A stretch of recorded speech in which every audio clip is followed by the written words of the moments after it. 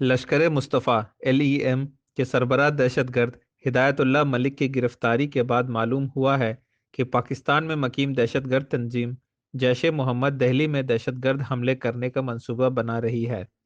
जम्मू और कश्मीर पुलिस के सरबराह दिलबाग सिंह ने कहा कि कश्मीर के दहशतगर्द बिहार से असलहा खरीद रहे हैं और पंजाब में ज़ैर तालीम कुछ तलबा का गैर कानूनी असलहा और गोली बारूद को वादी में स्मगल कर भेजने के लिए इस्तेमाल कर रहे हैं।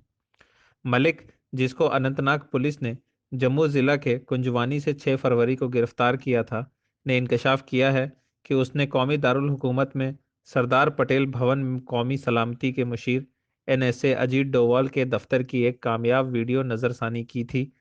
GEM दहशतगर्द अपने पाकिस्तानी हैंडलर्स को व्हाट्सएप के जरिए नज़रसानी की वीडियोस भेज रहा था। दिलबाग सिंह ने कहा कि जम्मू में 7 किलोग्राम का IED बाजेयाफ्त हुआ है और एक बड़ा दहशतगर्दी का हमला रोका गया जिससे तबाही पैदा हो सकती थी। उन्होंने इंकशाफ किया कि रघुनाथ मंदिर, बस स्टैंड, रेलवे स्टेशन दहशतगर्दों के निशाने पर थे।